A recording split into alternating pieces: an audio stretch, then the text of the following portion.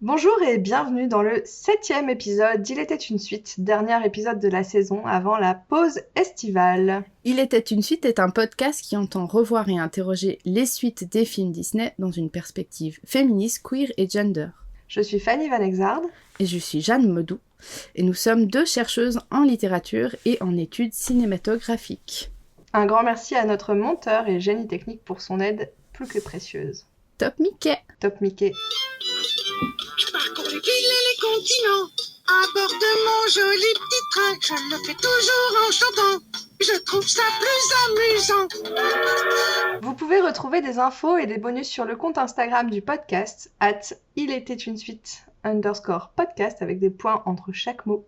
Un merci encore et toujours à Aurélien Artanis, à qui l'on décerne d'ores et déjà le diplôme virtuel du plus grand fan du podcast, pour ses commentaires sur le compte Spotify et surtout pour son casting yéyé, qu'on valide totalement, ainsi qu'à Max Fischer pour sa réactivité sur les posts du compte Instagram. Merci également à Richard Bananas pour son commentaire sur l'épisode 6. Voir que nos petits échanges arrivent jusqu'à vos oreilles, ça nous fait toujours quelque chose. Merci à tous et à toutes. Qui dit vacances, dit voyage, et aujourd'hui on s'intéresse à un autre classique de chez Disney, Les Aventures de Bernard et Bianca, sorti en 1977 ou 77 pour les Français, au cinéma, et à sa suite Bernard et Bianca au pays des kangourous, sorti en 1990 ou 90. Pour commencer, on peut voir que les tags sur Disney+, sont ceux d'action et d'aventure, animation. Et dans le titre, avec la binarité annoncée par le nom des personnages Bernard et Bianca, on pourrait voir une volonté de plaire au public, de garçons et des filles, puisque c'est Bernard et Bianca au pays des kangourous. Et là, il y a l'idée peut-être déjà de faire une contrepartie à l'histoire du 1 en contrebalançant un peu les rapports genrés. Et la suppression dans le 2 du mot aventure, puisque le premier opus s'appelle Les Aventures de Bernard et Bianca, et maintenant c'est plus que Bernard et Bianca au pays des kangourous, peut suggérer que peut-être les parents de l'époque se limiteraient à ne le montrer qu'aux garçons, du fait qu'il y ait le mot aventure, et là en fait on ouvrirait, c'est mon hypothèse, à un public aussi de petites filles en disant regardez, c'est pas que des aventures, donc vous pouvez le montrer à vos gamines. Mm-hmm. Ce n'est qu'une hypothèse, mais on les connaît, les stratégies du marketing, là.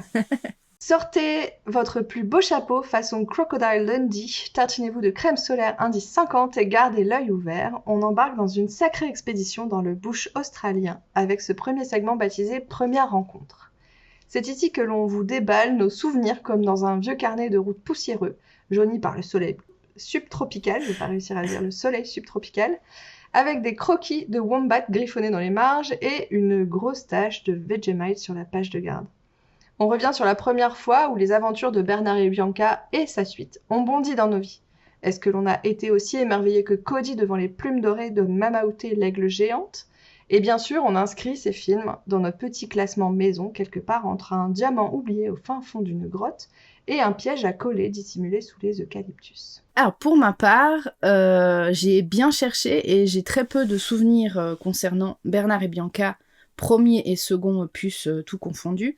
Je devais forcément les avoir en VHS parce que je les ai vus au moins une fois étant petite et j'étais pas née quand ils sont sortis, donc voilà. C'était pas pour me la péter. La seule image qui m'a vraiment marquée par contre, et c'était frappant en le revoyant, c'est dans le 2, la séquence des œufs avec Johanna, le varan, qui essaye de gober tous les œufs du petit-déj de son propriétaire, ni vu ni connu, et qui les cache derrière sa tête avec son énorme langue élastique derrière sa tête quand il lui demande d'ouvrir sa bouche. Et sinon, rien du tout. Je crois que je suis juste pas très fan des souris dans les dessins animés parce que j'arrive pas trop à accrocher à leur histoire. Ça m'avait déjà laissé cette impression-là pour Cendrillon 2 quand je l'avais revu pour le 4e épisode de ce podcast. C'est peut-être le fait que ce soit des souris qui sont censées être toutes mignonnes mais qui ont des dégaines et des problèmes d'humains adultes. Ça me saoule en fait. Et au moins, Bernard et Bianca, ils n'ont pas des voix de chipmunks insupportables comme dans Cendrillon, mais bon. Et je savais pas trop mettre des mots vraiment là-dessus, pourquoi j'avais cet inconfort avec ces personnages avant de préparer cet épisode, et en essayant d'analyser le truc, de pousser la réflexion justement sur les implications au niveau des représentations de genre et spécistes, j'ai enfin compris pourquoi ça m'énervait ce truc, et on va y revenir, ne quittez pas. On quitte pas. Et alors, de mon côté, j'avais la VHS du 1 et je l'avais poncée de chez Poncé. Je sais que même si son histoire est trop triste, je m'identifiais beaucoup à Penny parce qu'elle est une petite fillette mignonne et tendre, mais courageuse. Ça me brisait le cœur de la voir seule à l'orphelinat, là, dans les scènes en plan large avec Rufus, le vieux chat. Et en même temps, j'étais de tout cœur avec elle dans ses aventures forcées par ses kidnappeurs. Et sans rire, elle était quand même capable de faire ce qu'on lui demandait tout en ayant le cran de ne pas toujours se laisser faire, ce qui est pas si évident en fait. Surtout pour un dessin animé de cette époque. Mais néanmoins, tout ça en étant toujours extrêmement bien caractérisé d'un point de vue psychologique. Elle reste avant tout une enfant et à aucun moment on tombe dans le trope d'un personnage de super-héros qui affronte toutes les épreuves sans jamais remettre sa vie en question. Donc Penny avait peur et elle savait dire quand elle avait peur. Et un deuxième point important à mon sens dans mon appréciation du premier opus, c'est que j'adorais le début qui présentait la SOS Société avec tous ces petits rongeurs qui sont mêlés, qui viennent du quatre coins du monde des humains et qui se réunissent de temps en temps, on sait pas trop leur calendrier, mais pour résoudre des problèmes. Et comme d'habitude, quand il y a des grandes assemblées comme ça qui présentent des persos avec des profils hyper variés et hyper riches, c'est un truc qui match bien, en fait, je pense, avec ma collectionnite aiguë. Je trouve qu'on aurait pu avoir d'autres opus qui reprenaient les personnages, les représentants des autres pays. Et la chanson aussi de la séquence de la SOS Société est aussi particulièrement mémorable et donne plein d'espoir et de courage. Une masterclass, vraiment. Mais même si pour moi, en fait, les paroles, c'est du gros yaourt. Y a pas... Pour moi, ça marche pas, mais ça marche, donc je dis rien. Et mention spéciale, enfin, pour Evinrude, pour Toujours dans nos cœurs. On n'a jamais, à mon sens, représenté une libellule de façon aussi peu gracieuse, aussi peu élégante, mais si attachante par sa persévérance. En ce qui concerne le deuxième opus, qui nous intéresse particulièrement aujourd'hui, donc on l'a dit, ça s'embarrasse même plus du titre Les Aventures de pour juste s'attarder sur les personnages principaux. En fait, le deuxième opus, j'avais le livre Disney qui racontait l'histoire, alors que je n'avais pas le livre du 1, donc ça me faisait un prolongement bienvenu, mais toujours néanmoins décevant, parce que moi, ce que je voulais, c'était... s'il y avait un prolongement du 1, je voulais quand même voir Penny, je voulais voir Evinrude. Et je trouve que contrairement à ce qui semble supposer la suppression du mot aventure dans le titre, c'est vraiment une suite qui s'attarde lourdement sur le côté aventure justement et qui perd un peu de la tendresse du 1. Mm-hmm. Il faut nuancer un peu ce propos, mais je trouve qu'il y a c'est moins touchant. Les aventures de Cody qui se fait enlever, c'est triste certes, mais pour moi c'est pas aussi déchirant que la petite orpheline Penny qui trouve ses parents à la fin. On y revient, je spoil un peu. Mais bon, en fait, découvrir la faune australienne par un dessin animé, c'est quand même un sacré délire, il faut le dire. Et en fait, je pense que le méchant, dans cet opus, est bel et bien un méchant, mais qu'en fait, on ne peut pas faire plus cruel que Médusa, qui est la méchante du 1. Je trouve qu'il est un peu plus quelconque, quoi, malgré son grand nez et ses grands biscottos. Et puis, je crois que ça m'énervait aussi que tout le pitch fasse plus grand cas de la relation entre Bernard et Bianca, ouais. Comme si Disney n'avait pas compris que en fait c'est pas pour leur histoire de cœur hétéro qu'on est là. Nous on veut les histoires des enfants, on veut l'histoire des animaux et pas tout ce drama sentimental. Pas mal. Faisons déjà une petite halte avec notre deuxième segment qui s'intitule Formule magique. C'est ici qu'on vous dégoupille un petit résumé du premier film et de sa suite, pour le coup australienne, histoire de vous rafraîchir la mémoire avant de repartir pleine balle à travers l'Outback.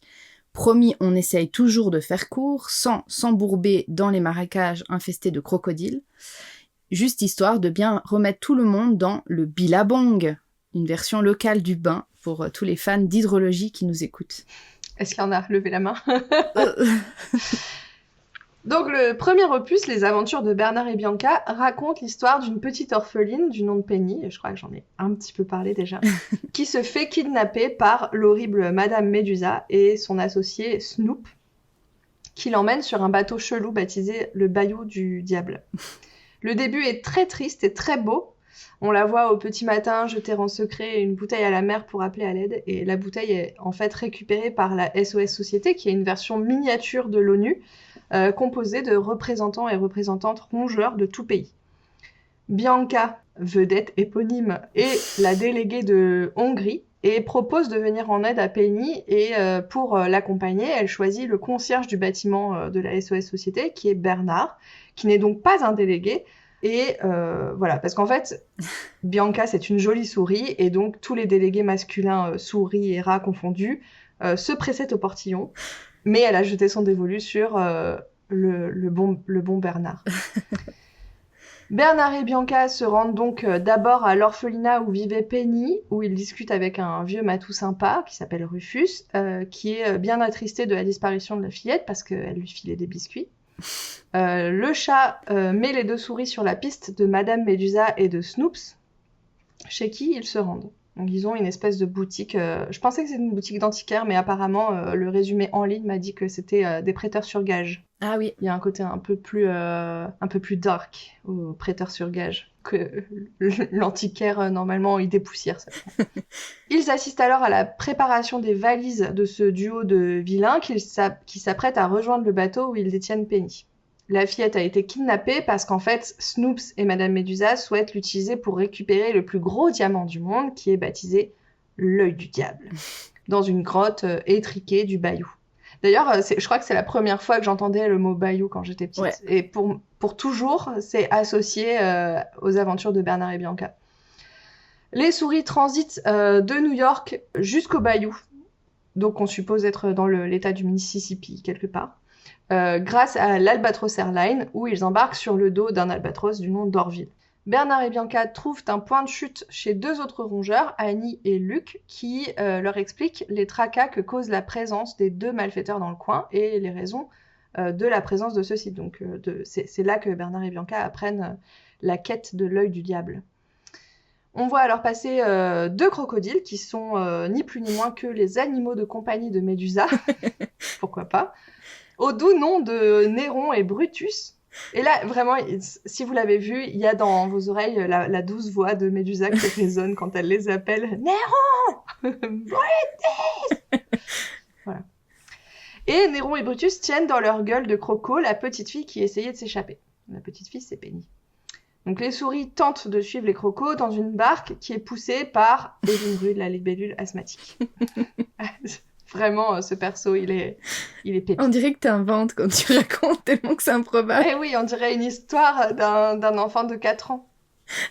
Et là, il y avait deux souris qui trouvent une petite fille et ils préparent un plan d'évasion avec elle. Le lendemain, Médusa force Penny à retourner dans la grotte pour chercher le diamant en prenant en otage son ours en peluche, Teddy.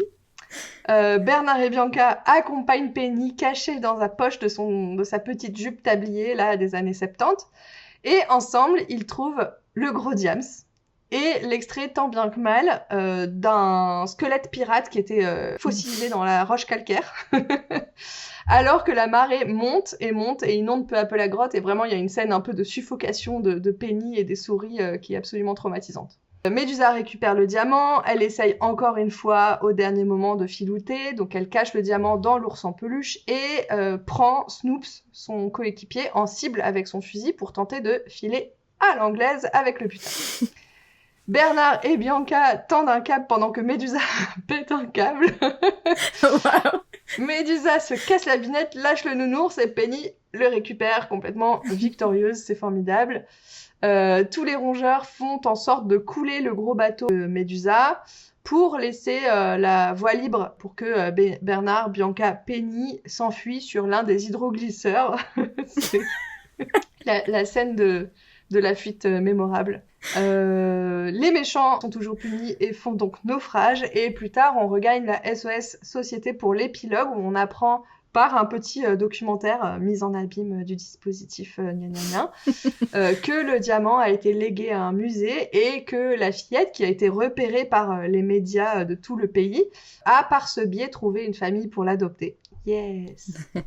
Vraiment, on a envie qu'elle vive heureuse, Penny. Elle a déjà vécu trop de trucs horribles. Ouais. Le film se conclut enfin ouverte quand Evin Rudd, la brave Evin Rudd, ou le brave Evin Rudd, je pense qu'il est moustachu, mais après tout ça pourrait être une demoiselle, apporte un nouvel appel à l'aide d'un autre enfant auquel le couple de souris s'empresse de répondre. Donc c'est une super recette pour faire des suites en fait. Il y a vraiment une matrice hyper fructueuse, hyper prolixe si on veut faire perdurer les aventures de Bernard et Bianca. Et on peut remarquer aussi que c'est un deuxième opus qui est fait assez rapidement, donc 13 ans seulement après la sortie du premier. Et c'est le premier, en fait, long métrage d'animation de Disney à être une suite d'un autre long métrage. Donc il a lancé, c'est la porte ouverte. C'est la porte ouverte, c'est la raison d'être de ce podcast. Et en réalité, voilà, ce format aventure de Bernard et Bianca aurait permis de faire bien plus d'autres suites. On aurait pu avoir plein d'autres enfants malheureux à sauver dans le monde. Et en fait, il y en a plein des enfants malheureux à sauver dans le monde. S'il vous plaît, sauvez-les. Notons que, quand même, le titre est trompeur. Il y a bien peu de kangourous dans le 2. Il y en a un, en fait. Où sont les kangourous, j'ai envie de dire. Où sont les kangourous ? Où sont tous les kangourous, En fait, je pense qu'en France et dans la sphère francophone, on est trop... Enfin, les Américains pensent qu'on est trop teubés pour comprendre l'Australie. Donc, ils se disent, on va dire les kangourous. Comme ça, ils vont capter. Parce que le titre en VF, c'est The Rescuers Down Under. Et Down Under, c'est l'expression qui qualifie la zone océanique, donc plus généralement l'Australie. Mais je sais pas, Bernard et Bianca en Australie, ça faisait trop numéro spécial de Thalassa, peut-être. Voilà, je te laisse résumer le 2. Oui, alors dans le 2, Nana et Bianca repartent donc en mission pour sauver cette fois-ci un jeune garçon australien du nom très original de Cody, enlevé par un braconnier violent et cruel, aka Perceval McLeish.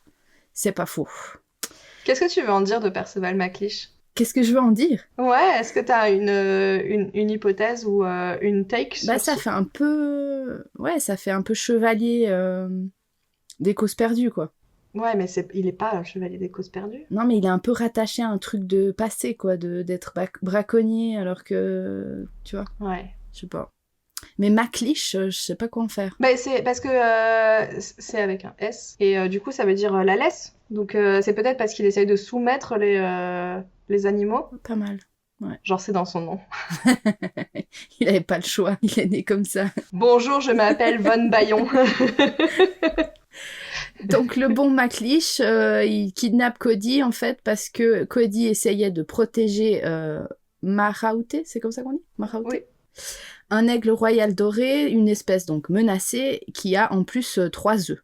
Pour obliger l'enfant à lui révéler la cachette de l'oiseau tant convoité, McLeish l'enferme dans son repère, donc il enferme Cody, donc, en compagnie d'autres animaux en voie de disparition qu'il retient prisonniers le temps de les vendre pour leur peau, c'est ce qu'on comprend au milieu du film.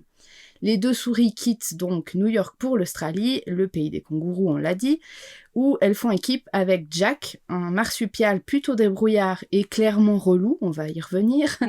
À 3 donc, et non plus à 2, ils vont tout faire pour retrouver Cody et le sauver des griffes du vilain grand méchant, comme les 2 B l'avaient fait pour Penny dans le 1. En fait, là, c'est bébé et J au pays des kangourous. Bébé et J. Peut-être préciser qu'au niveau de visuel, il n'y a pas photo. Le premier opus est largement supérieur au 2. Comme d'hab. Pour vous en convaincre... Ouais, comme d'hab, finalement. Mais pour vous en convaincre, si vous avez envie de comparer, allez juste revoir le générique du 1, avec ses paysages de marécage dessinés à la façon crayon pastel ou craie sur du papier aquarelle. Le tout sur une musique très marquée, selon moi, années 70, un peu à la Johnny Mitchell, comme ça. C'est très très poétique et mélancolique, moi j'adore. Le 2 est, comme on l'a déjà dit, le premier film donc de la première suite réalisée par les studios Disney, mais c'est aussi le premier film Disney à utiliser massivement l'animation assistée par ordinateur. Donc cette suite, Bernard Bianca au pays des kangourous, c'est un peu, pour vous la faire courte, un tournant technologique pour Disney avec des nouveaux systèmes d'ancrage et de mise en couleur informatisés qui permettent notamment de générer des mouvements de caméra plus fluides, comme on peut le constater dans le plan séquence à dos d'Albatros, on y reviendra, qui a été complété par des images de synthèse 3D de l'opéra de Sydney notamment. C'est peut-être aussi important de préciser qu'en 1990 ou 90, Disney sort à peine la tête de l'eau, sans mauvais jeu de mots, grâce aux recettes de La Petite Sirène. C'est avec ou à cause donc de Bernard et Bianca au pays des kangourous, qui sera finalement un gros échec commercial, faut le préciser, que les studios Disney lancent donc cette politique de suite qui rencontrera plus tard un certain succès à la fin de la décennie avec Aladdin 2 et 3 et Le Roi Lion 2 notamment. Et d'ailleurs, j'avais lu qu'il était censé y avoir une troisième suite à Bernard et Bianca et que le flop de ce deuxième opus a sombré le projet. Ok, comme quoi ils écoutent un peu quand même les retours. Des fois. Bof. On passe très rapidement pour une fois sur le petit point doublage de Jeanne. C'est un peu le besoin de vacances peut-être qui parle, qui sait, mais en vrai, je trouvais qu'il n'y avait pas vraiment d'anecdotes croustilles-croquantes à vous partager sur la VF ou sur la VO, à part le fait peut-être que dans la VF, l'acteur qui double Bernard, c'est le même qui double K dans Le Livre de la Jungle 1 et 2, soit Roger Carrel, et son unique talent pour imiter des problèmes de sinus. Dans la version originale de Bernard et Bianca, 1 et 2, Miss Bianca est doublée par l'actrice d'origine hongroise Eva Gabor, qui est connue pour interpréter chez Disney des personnages à l'accent européen, *. Donc, c'est vrai, on parle tous de la même façon. Donc pour les Américains, ça voudrait dire en gros tout ce qui va de la France au pays de l'Est, quoi. Gabor a par exemple doublé Duchesse dans les Aristochats, donc qui avait déjà un peu une voix précieuse, avant de doubler donc l'hongroise Miss Bianca dans Les Aventures de Bernard et Bianca. Au moins au niveau de la nationalité, là, on est raccord. Dans la VF, Bianca est doublée par Béatrice Delph, une actrice de doublage très prolifique depuis le début des années 70 en fait. Elle est notamment la voix française de Suzanne Sarandon, de Diane Keaton, de Farrah Fawcett. Donc Thelma et Bianca au pays des kangourous. Un remake que je payerais très cher pour voir au cinéma. Mais le décor est déjà planté, hein. C'est les mêmes canyons qu'à la fin. Il manque plus qu'une voiture pour s'y jeter. Place déjà à notre troisième segment, Péripéties. C'est un peu notre expédition critique à travers les terres plus ou moins arides du récit, séquence après séquence. C'est un peu comme suivre les traces d'un animal rare dans la poussière rouge encore tiède. C'est toujours le segment le plus long, aussi vaste que l'horizon australien ou quoi. Car on y décortique les éléments structurants des films dans une perspective féministe, gender, queer, mais pas que. Alors ajustez bien vos jumelles et suivez-nous, on se fait un plaisir d'être vos guides.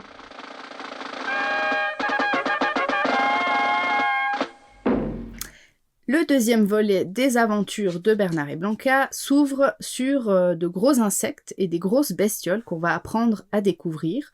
Le popotin d'un bousier, un coléoptère, une menthe religieuse, tandis qu'en arrière-plan flou se dessine peu à peu le bush sauvage sur fond de musique de tambour inquiétante. Par contre, j'étais pas prête à ce que le titre apparaisse comme ça, là, comme s'il bondissait façon kangourou en grosses lettres rouges. Et ce qui est plus marrant, c'est qu'il est même pas centré, quoi. Ils ont même pas fait cet effort-là. Non, pourquoi ? De toute façon, il saute. C'est un kangourou, donc pas de problème.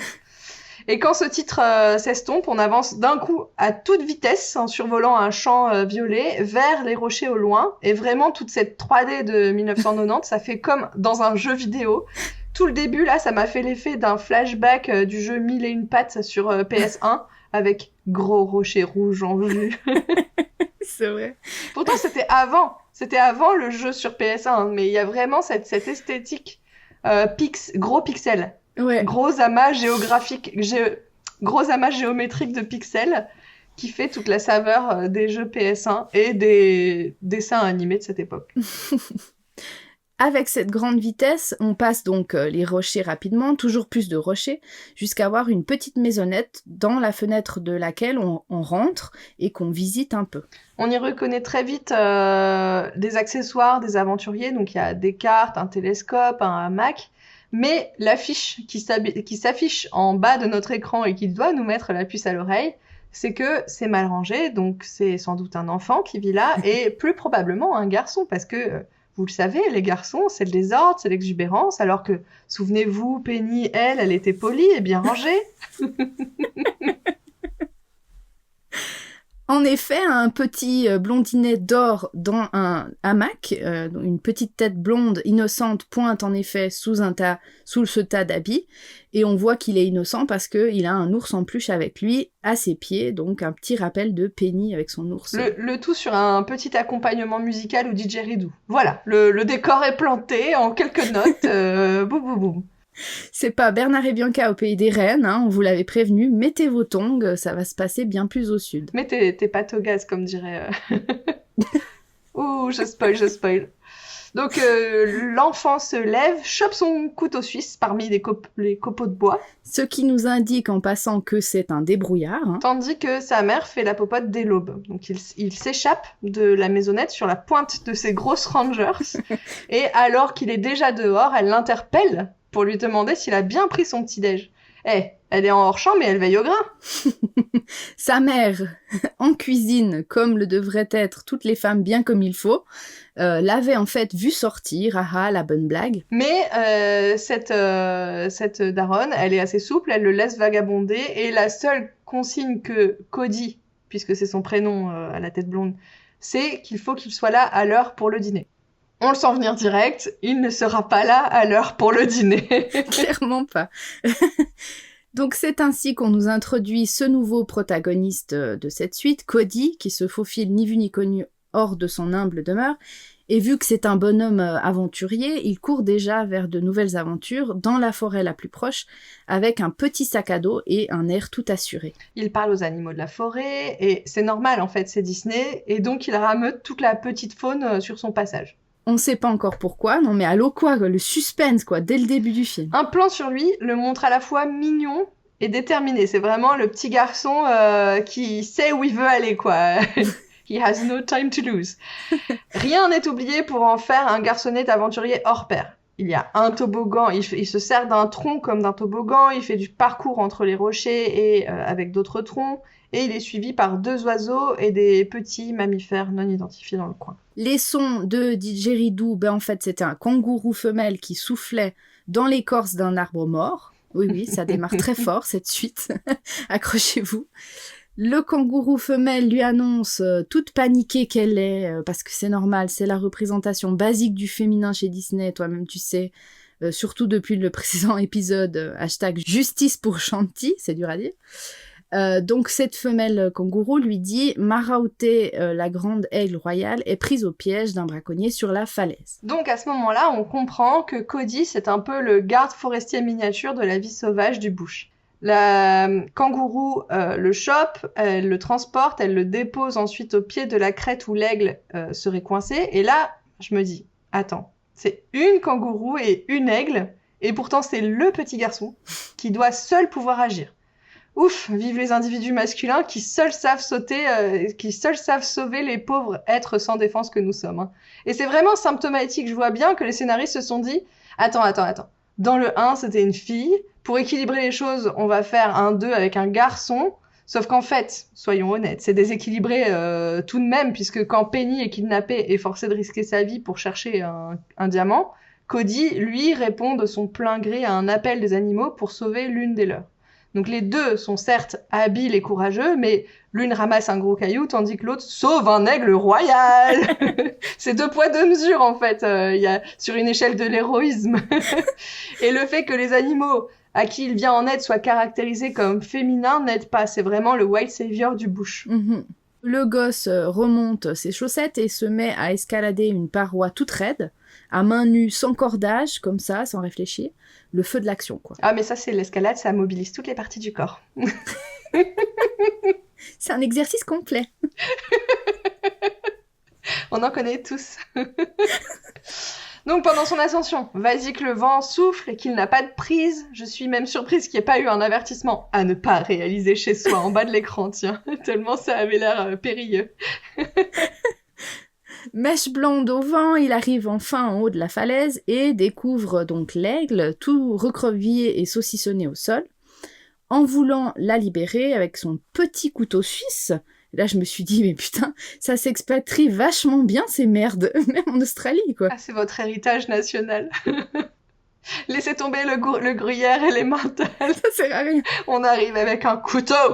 Annuler les vaches. Le choco quoi.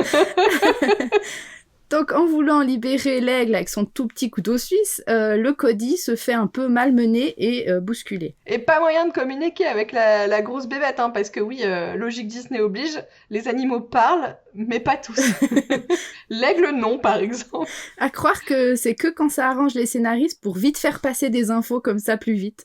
Genre, kangourou, ok, souris, ok, les piafs. Non, faut pas déconner, les gars. Faut quand même que ça reste un tout petit peu crédible. Bah, ils communiquent un peu dans leurs gros yeux. Oui. Bon, il parvient à la libérer, mais tandis qu'elle prend... Parce qu'en plus, elle a peur du couteau. Ouais.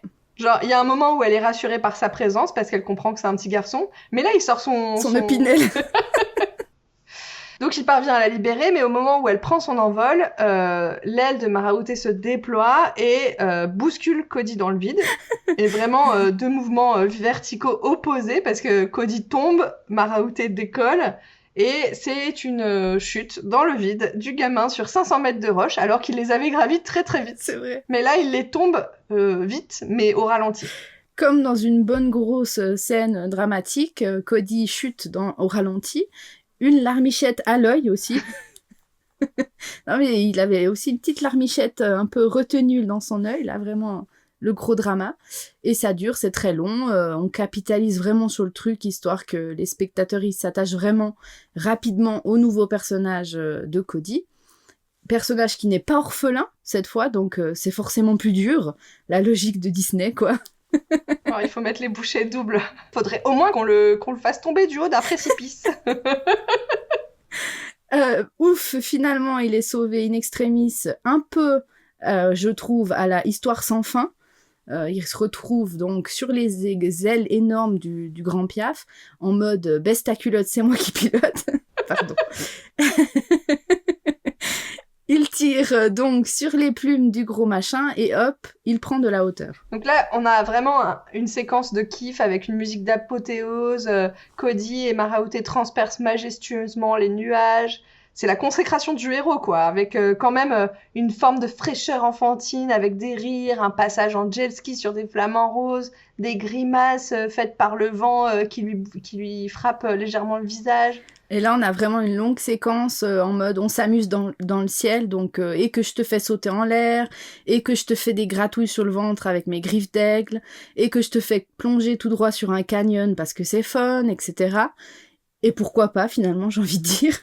Et pour finir, Maraouté l'amène dans son lit où, ébouriffé, il découvre son bien le plus précieux, qui sont, tu l'as dit tout à l'heure, 3 œufs. Parce que oui, c'est une maman aigle, toute fière de montrer sa progéniture à qui veut. C'est comme si elle avait son téléphone avec...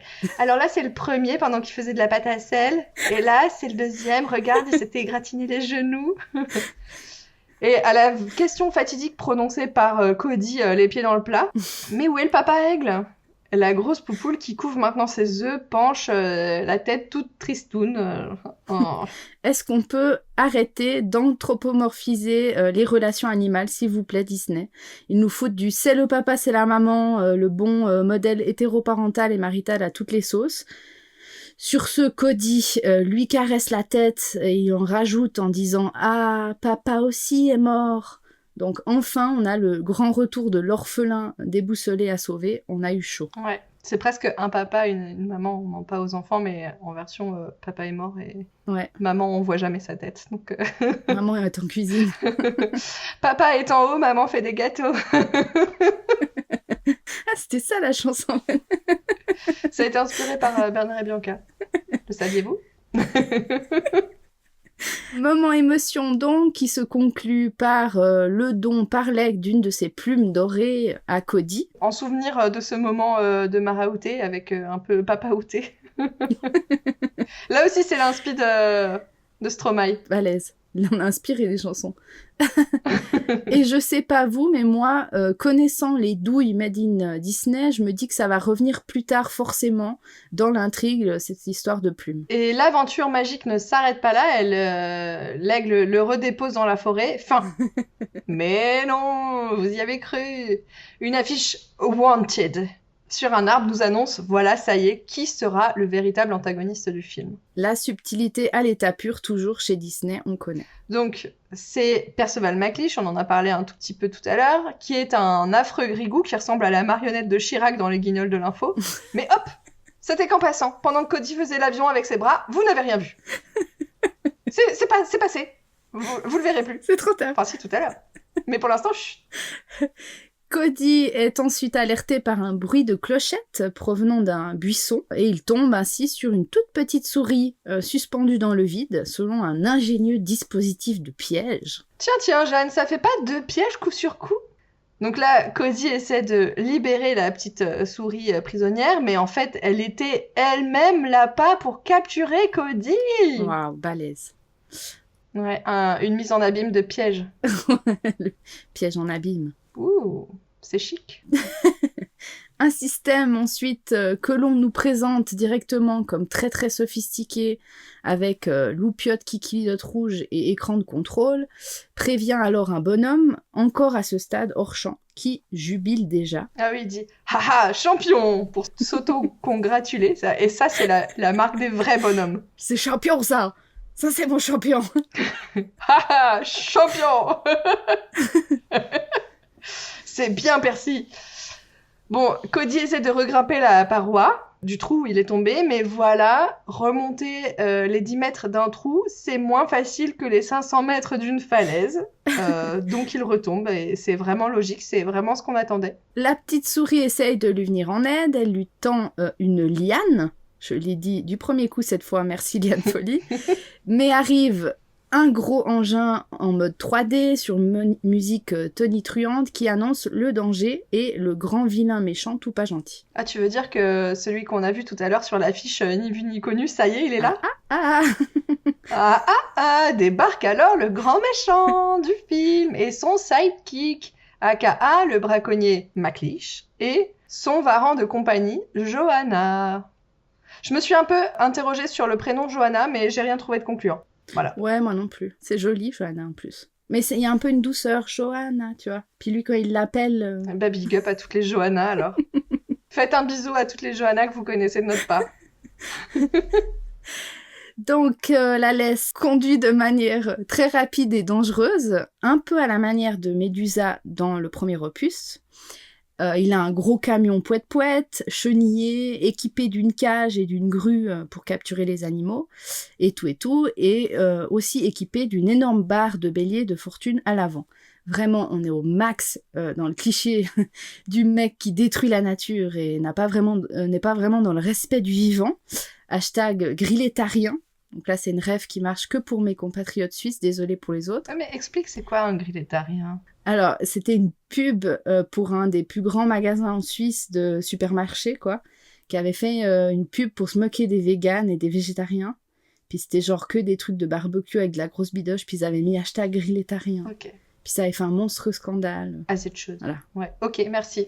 On n'est pas sûr de garder ça au montage. Petite parenthèse, représentation de genre, vu qu'on a évoqué le nom de Médusa, la méchante du 1, elle était plutôt caractérisée du côté du masculin pour la rendre non désirable, » parce que c'est une vilaine et on ne doit pas l'aimer, sinon les scénaristes peuvent rentrer chez eux.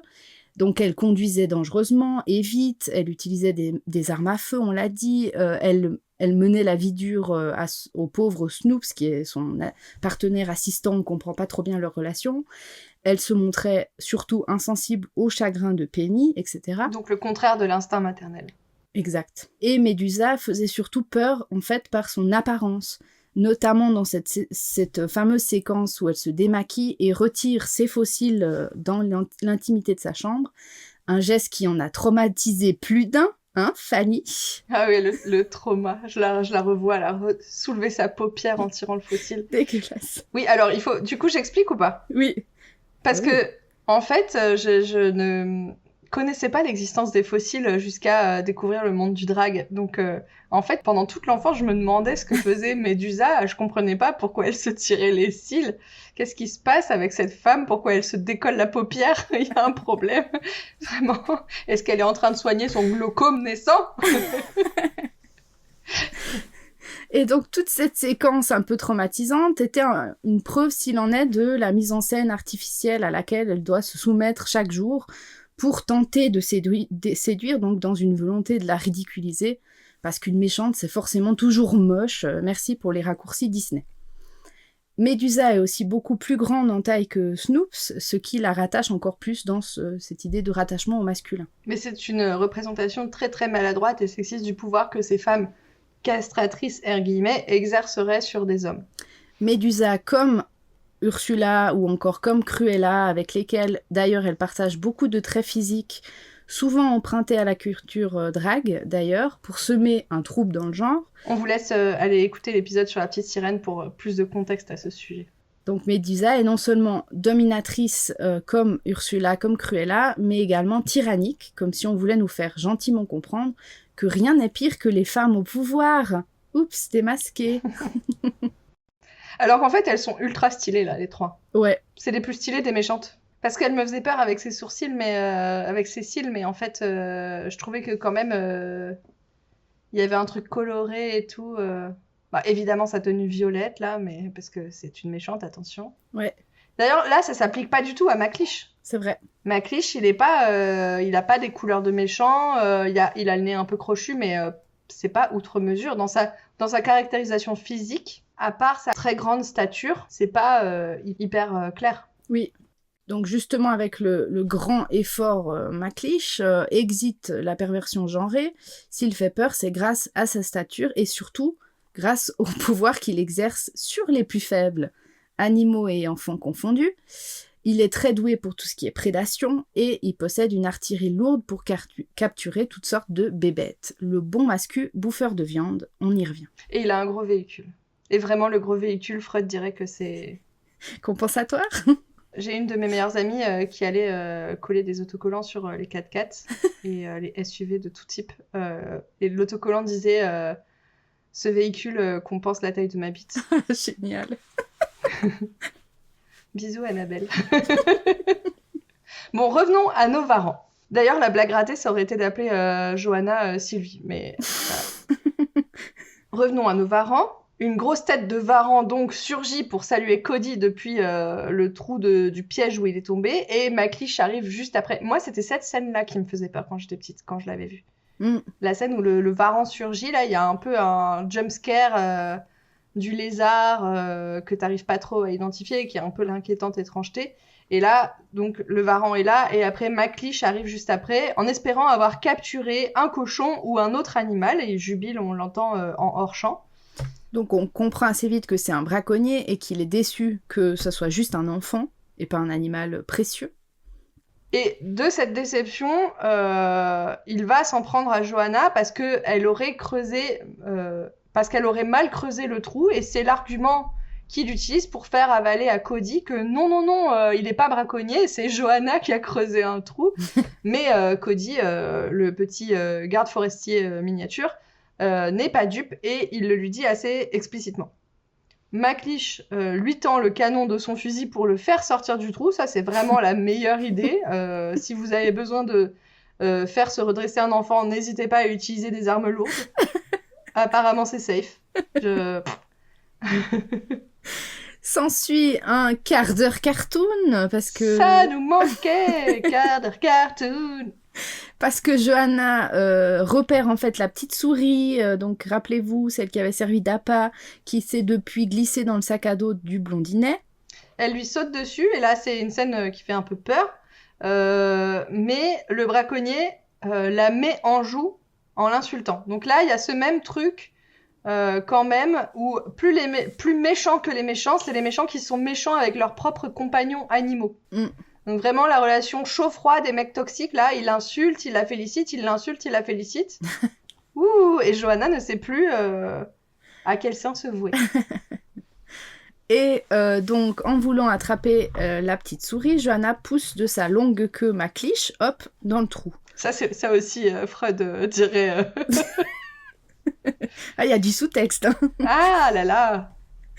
Tout ce cirque pour qu'en fait, le braconnier découvre finalement la présence de la plume d'or attachée au sac du gosse. On vous l'avait dit qu'elle reviendrait, cette plume. Mais Cody ne veut pas dire d'où il tient cette plume. Cody dit à McLeish, c'est un secret, chut, le secret, le retour. Ah non, pas le secret. Mais voilà, Perceval, il est pas dupe, et il est surtout méchant, cruel et obsessionnel. Il sait très bien d'où vient cette plume, puisqu'il s'est chargé lui-même de massacrer Papounet Aigle. Donc oui, à ce moment-là, McLeish joue carte sur table. Regarde, le père, je l'ai déjà... en faisant le petit geste là de décapitation sur le cou, et il veut que Cody lui révèle malgré tout où se trouve la mère, parce que vraiment cet aveu est censé s'attirer les bonnes grâces du petit garçon qui sauve les animaux.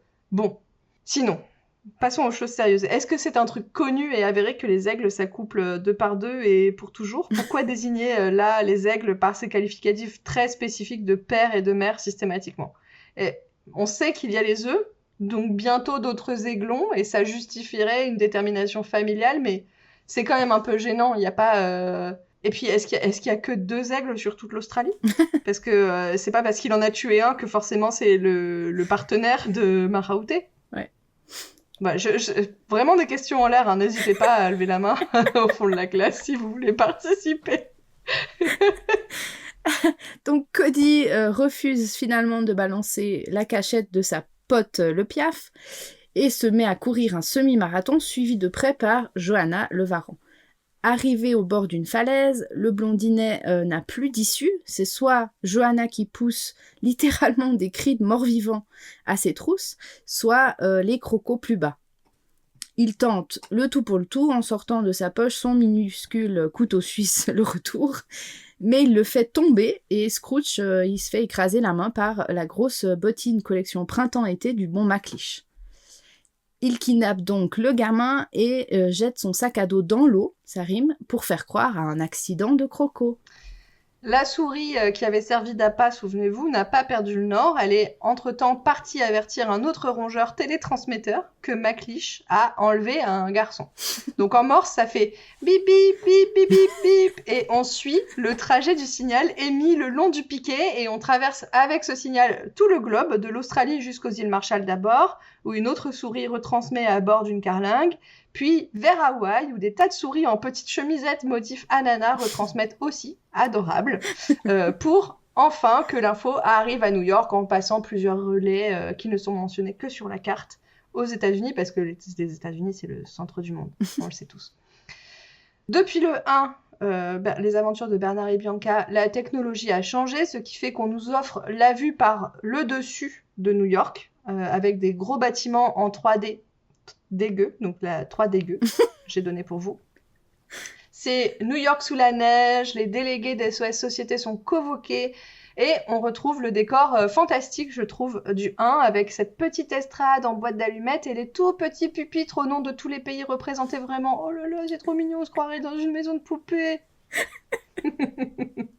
À cette grande réunion extraordinaire de maisons de poupées, tout le monde se tourne vers Bernard et Miss Bianca pour leur attribuer cette nouvelle mission, vu que c'est un peu les coqueluches maintenant de cette assemblée. Les héros. Les coqueluches, c'est bien, ça va, c'est avec l'époque. Mais voilà, leurs pupitres, donc Hongrie pour Miss Bianca et USA pour Bernard, sont vides. Mais où peuvent-ils bien être ? Dis-moi, Jeanne. Non, mais c'est vrai, quoi. C'est d'une incongruité, cette affaire. Mais où sont-ils, enfin? Donc, on a ensuite une transition plafonnier de luxe. Et on retrouve nos chers associés, /, en train de dîner. Ah oui, ils sont partenaires. Ils sont partenaires de vie et de travail. En train de dîner tête à tête, genre dîner aux chandelles, mais servi par des sauterelles qui, on le voit, préparent à manger avec les restes qui tombent au sol d'un restaurant 5 étoiles pour humains. Notamment un petit pois avec lequel on fait une soupe de petits pois. Ah oui, un velouté de petits pois. Peut-être que là aussi, il y a une préfiguration de ratatouille. C'était pas très sanitaire, hein, cette histoire. Bianca apporte ensuite un toast à mon cher Bernard et à notre merveilleux tandem. Pourquoi elle a l'air si horrible, Bianca, quand tu la reprends? Non, mais elle a un air précieux qui m'a un peu agacée tout du long. Donc tandem, comme s'ils faisaient du vélo ensemble ou je sais pas. Donc on sent venir déjà à l'avance le cringe de, en fait, ils s'aiment, mais ils osent pas se le dire. Donc ils font genre, ils sont juste collègues, mais en fait, lui il a l'impression de plus l'aimer qu'elle et il a peur de se prendre un râteau. Donc bon, il dit rien et il reste là sans rien faire, juste en transpirant du front à grosses gouttes. J'ai jamais vu une souris transpirer du front. Ah, c'est la magie de Disney, hein. Et là, je me demande pourquoi on retrouve systématiquement ce genre de bourbier sentimental dans des œuvres culturelles qui sont quand même destinées à un très très jeune public. C'est censé vendre du rêve, ça, chez Disney, l'indécision des mecs, ou pire, c'est censé être risible, la timidité et la sensibilité, voire la fragilité émotionnelle au masculin. C'est pas très fou, quoi. En fait, ça ne gagnerait pas du tout en pertinence si Bernard et Bianca étaient juste deux potes qui viennent en aide aux enfants. Il n'y a pas besoin... Ouais. Je dirais ça de tout le monde, hein. Il n'y a pas de problème. Bon, en fait, Nanar a prévu de la demander en mariage, on l'avait compris, mais la bague qu'il avait dans un petit écrin tombe d'un trou de sa poche. Et du coup, on assiste à un énième quart d'heure cartoon de Bernard qui cherche la bague à plat ventre. C'est gênant. Dans tout le resto, pendant que Bianca, elle, attablée à table, très chic, reçoit l'ordre de mission urgente. On a quand même le droit, juste avant ça, à un petit POV de Bianca qui voit juste Bernard se faxer comme ça hors de table et s'éloigner en rampant sur le sol, sans pantalon. Oui, parce que les souris mâles chez Disney, apparemment, ça porte des vestes de smoking, des nœuds papes, mais cul nu. Mais c'est le chic chez les rongeurs. Et on nous fout en plus plusieurs gros plans, bien sûr, sur son cul nu. Voilà, vas-y, c'est la fête du slip. Bah non, il n'y a pas de slip. La fête du non-slip. Bon, le serveur va avertir Bernard qu'il faut partir, mais Bernard ne l'écoute pas, donc quiproquo, Bianca dit qu'elle accepte. Bernard pense qu'elle parle du mariage, il est content, le grigou, mais elle dit « Bernard, ce n'est pas une question de volonté, c'est une question de vouloir ». Donc là, vraiment, bonne ambiance chez les souris. Il ne comprend pas son empressement quand elle dit qu'il faut y aller dès ce soir. Il lui suggère qu'elle aura peut-être besoin d'une robe, et elle répond « Un Bermuda et une paire de patogas feront l'affaire ». Pauvre Bernard, hein, mariage chez les ploucs. On imagine mal Bianca se... D'ailleurs, elle a pas de pâte au gaz, hein. Non. Quand elle est chez les kangourous. Ah, elle est trop bien mise. Arrêtez de nous malmener. Hein. Si elle dit qu'elle prend un Bermuda et des pâtes au gaz, on veut l'avoir en Bermuda et en pâte au gaz. Donc, Bernard et Bianca rejoignent ensuite l'assemblée, toujours dans cette même incompréhension sur le mariage, la mission. Et le pauvre Bernard apprendra en fait la vérité sur la mission devant tout le monde, pensant que Bianca annoncerait à toutes et à tous leur officialisation. Comme ça, il a plus le droit de refuser. Ouais, c'est pratique. Sur ça, on nous refoue une séquence, comme dans le premier opus, supposée drôle, avec l'albatros du nom d'Orville. Donc pour se rendre en Australie, Bernard et Bianca prennent l'Albatros Air, dont le slogan est « We were born to fly », genre « Born in the USA ». Et après moult gags à base de il y a une tempête de neige et le bon Bernard se retrouve enseveli plusieurs fois sous la neige, Bianca découvre un panneau qui dit « Changement de direction, demandez Wilbur ». Il se dirige donc vers un hangar éclairé de l'intérieur et d'où provient une musique rock and roll. Ce nouveau personnage, donc Wilbur, est le frère d'Orville et il est encore beaucoup plus lourdeau que l'autre, malheureusement. Oui, parce pour qu'il nous. fait un baise-main à Bianca et là Bernard voit rouge et on le sent venir avec nos petits museaux de rongeurs. C'est là la prémisse d'une jalousie qui n'attend que d'exploser au grand jour. Ensuite arrive la séquence de l'installation dans la cabine d'avion / boîte de sardines et Wilbur est enfin prêt à affronter la tempête de neige après négociation parce qu'il veut pas partir au début, il veut attendre le printemps pour descendre dans l'hémisphère sur fond de musique rock. Le Disney nous a pas habitués à ça, mais apparemment c'est pour se moquer du personnage quand même. Le vol aura une correspondance où ils prendront un Albatros 747, là encore bonne blague, il y a même pas de jeu de mots les gars, arrêtez. Et Wilbur dit « Vous m'avez pris pour qui, Charles Lindbergh ?» Non, mais alors là, ce scénar, on a tout misé sur les références culturelles ou quoi ? C'est clair. Bien évidemment, s'ensuit un quart d'heure cartoon du décollage et du vol de l'Albatros qui galère comme Jaja dans la neige, qui vole de manière très dangereuse pour nos pauvres souris et qui galère tout autant à atterrir en Australie. En montage alterné, on a notre bon Cody qui est toujours enfermé dans le gros camtar de McLeish. Il gueule, il tape pour qu'on le libère, mais rien n'y fait. Le grand méchant braconnier continue sa route à travers un paysage désertique jusqu'à sa maison d'enfance. Et il y a une petite chanson a cappella sur la cruauté de McLeish. Et en contrepoint de ça, on a la voix de la maman de Cody qui l'appelle. Mm-hmm. Et à un autre moment, juste après, donc là ça s'enchaîne assez vite et bizarrement les séquences, on retourne sur Wilbur qui en décolle dit un truc du genre « Attention, tenez-vous bien les filles, voici le et qui semble vraiment, qui ressemble à une réplique sexiste what the fuck, mais j'ai pas compris. Et je suis retournée plusieurs fois en arrière, mais j'ai jamais compris ce qu'il disait. Mais en tout cas, tenez-vous bien les filles, c'est un peu chelou. Même s'il parle des souris, genre comme si c'était forcément des individus féminins, mais bref, c'est chelou, c'est relou. Bref, avec Wilbur, on vole près de l'Opéra de Sydney, qui est utilisé là comme un repère géographique facilement identifiable peut-être par les enfants du monde entier. Mais moi, quand j'étais gamine, je savais pas qu'il y avait un opéra à Sydney et qui ressemblait à ça, mais voilà, on vous le donne en 1000, c'est en grosse 3D dégoûtante là. Et la prochaine escale, nous annonce-t-on, il s'agit de Mugwump.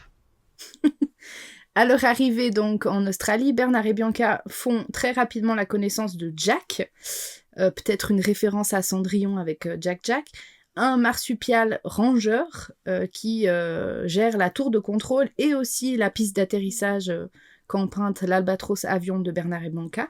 Mais en fait, s'il est écrit comme ça, donc J-A-K-E, c'est censé être un autre prénom que... Enfin, c'est le même prénom, Jacques, mais dans la VF, ils le disent Jack comme si c'était J-A-C-K.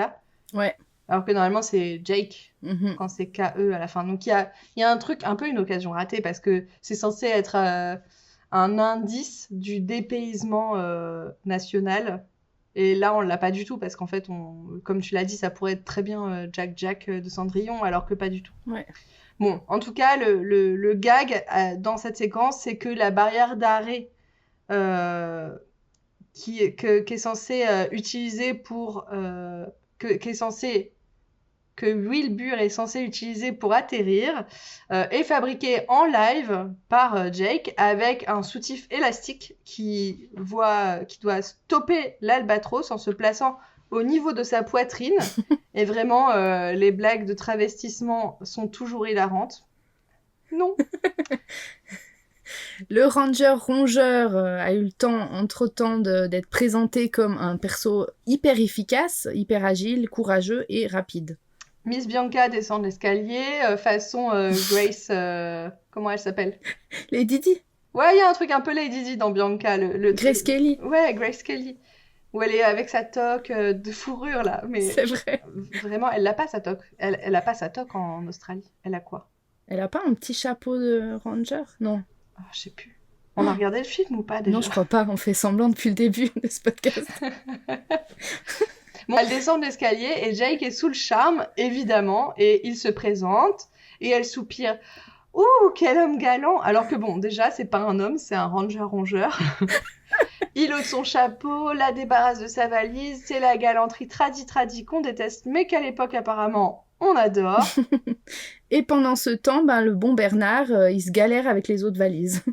Oui, avec toutes les autres valises façon boîte à chapeau et tutti quanti. Et vraiment, vraiment, Jeanne, j'ai la flemme d'avance de ce triangle amoureux, un peu le topos par excellence du cinéma non jeunesse, mais qu'on essaye de refourguer aux enfants sous prétexte de souris. Ouais. Et vraiment, j'ai la flemme.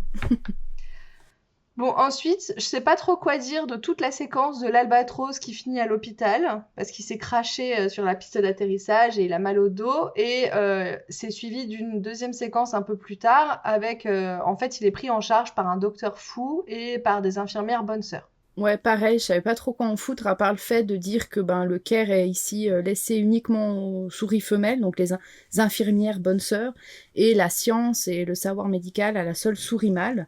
Mais bon, ça c'est une classique chez Disney, voilà, il y a pas grand chose à en dire de plus.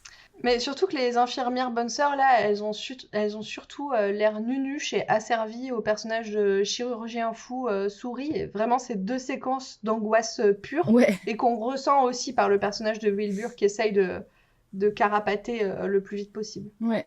Voilà. On en a dit quelque chose, c'est déjà ça. Hein. Oui, il fallait le mentionner au moins, comme ça on a fait notre job. Pourquoi est-ce qu'il y avait besoin d'un chirurgien fou? Je sais pas. Donc Jack, on l'a senti venir, est un énorme charreau qui tente de séduire Bianca dès qu'elle pose la première patoune sur terre australienne, le tout sous les yeux de celui qu'il prend à première vue pour son mari. Donc super le message. Et bien sûr, tout le reste du film va consister en une sorte de compétition hyper nulle entre Jake et Bernard pour déterminer qui est le mieux et le plus viril pour Bianca. Oui, parce que le mieux, c'est forcément le plus viril. Bah oui. Original, hein, comme scénario. On s'y attendait pas, hein. Jack est entreprenant, aventurier, sûr de lui, là où le bon Bernard est plein de doutes, timide, indécis, voire froussard. En faisant les yeux doux à Bianca, Jack dit que ce qu'il leur faut pour continuer l'aventure et avoir de l'espoir de retrouver Cody, c'est un homme de terrain qui connaît la région. Donc sous-entendu, qui connaît aussi la femme. Bianca, la coquette, un peu pain bêche, un peu minaudière, roucoule déjà. Elle dit « Oh, monsieur Jack, vous voulez être notre guide ?» Au secours. Ouais, vraiment. Et franchement, si on pouvait un tout petit peu valoriser les personnages féminins, même quand on parle de souris, en genre leur prêtant d'autres qualités peut-être que de juste savoir séduire pour obtenir des faveurs masculines, c'est peut-être trop en demander pour Disney. Ouais, je te trouve un peu vache parce que quand même, Bianca, elle est débrouillarde, elle est courageuse, c'est pas juste un perso qui séduit pour arriver à ses fins. Ouais, mais là, si on n'a pas vu le 1, de ce qu'on sait d'elle, c'est que ça. C'est que elle veut pas se marier, a priori elle veut pas se marier avec Bernard, puis elle roucoule devant un autre mec. Ouais. C'est un peu chaud quand même. Bon, moi j'aimerais bien aimer Jake, mais déjà il est un peu trop tactile, un peu trop direct dans sa façon de draguer là, et il donne du mamselle à tout va, ce qui m'horripile au plus haut point. Et c'est vrai que jusqu'à présent, Bianca se laisse faire, ce qui amplifie la jalousie de Bernard et le sentiment des spectatrices d'injustice à l'égard de Bernard. Donc je crois que là, le film nous met des signaux assez clairs pour nous faire préférer Bernard, bien qu'il soit un peu balourd, pleutre, mais l'argument principal du film pour nous faire aimer Bernard, c'est que Bernard, lui, il est américain. Préférez-le, c'est lui le sang. Ouais. Ce qui marche pas vraiment sur un autre... Enfin, c'est pas un argument suffisant pour aimer quelqu'un. Arrêtez. Ouais. Donc leur opposition repose sur cette différence de comportement et de classe et de nationalité, donc entre Bernard et Jack. Ou Jake. Ensuite, les 3 rongeurs sont transportés par un écureuil volant. Donc là, on le fait pas, l'aparté. Mais si, vas-y, je sais que t'as envie. Là, en fait, je voulais faire un petit aparté sur les coulisses de l'épisode, chers auditeurs et auditrices, parce que pour préparer ces épisodes, on prend normalement chacune de nos côtés des notes sur ce qu'on veut dire pendant l'enregistrement. Et vu que je suis toujours à la bourre pour la préparation, j'ajoute mes notes et remarques au script que Fanny rédige en premier. Et là, quand j'ai découvert la phrase que Fanny vient de prononcer... Ensuite, les 3 rongeurs sont transportés par un écureuil volant. Voilà, la phrase, elle était vraiment seule, coupée du reste du texte, au milieu d'un document d'une 20aine de pages. Puis j'ai explosé de rire. Je me suis imaginé, en fait, tout le désespoir de Fanny de devoir expliquer et suivre l'intrigue d'un film qui nous fout comme seule action à ce moment-là du film, sans contexte en plus, autre qu'ils doivent juste se déplacer. 3 souris sur le dos d'un écureuil, quoi. Alors qu'en réalité, ça fait partie des souvenirs que j'ai avec cette suite, parce que je crois que c'était la couverture du livre que j'avais. Ah ouais, ok. Où Bernard, Bianca et Jake étaient sur l'écureuil volant. Et je crois que c'était une des séquences que je préférais aussi, mais là, dans notre perspective de podcast, ça n'apporte pas grand-chose, quoi. Donc je le mentionne, mais c'est pas fondamental dans une réflexion féministe, gender et queer, si tu veux. Ouais, mais c'est drôle. Moi, ça m'a fait rire, en tout cas. Et en même temps, c'est l'exotisme, tu Ouais. vois. Il faut mettre chaque représentant animal d'une espèce, un peu façon Arche de Noé dépeuplée, pour montrer la diversité de la faune australienne. Alors vraiment, on a un kangourou, un koala, un écureuil volant. Estimez-vous heureux et heureuses là, les gars. Bref, on découvre ensuite la cachette du braconnier qui a creusé un énorme rocher pour s'en faire une forteresse, ou plutôt un donjon repère, je sais pas trop.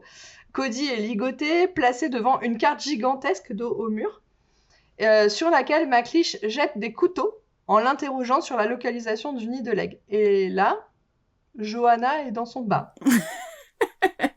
Et elle mange des biscuits en forme d'animaux. C'est important de le préciser peut-être. C'est vraiment une relation toxique, comme on l'a déjà dit, ces deux-là. Donc McLeish la pourrit et la frappe à longueur de journée, mais il lui offre quand même un traitement particulier, puisque presque de bébé de luxe, pour la faire rester auprès de lui, je pense.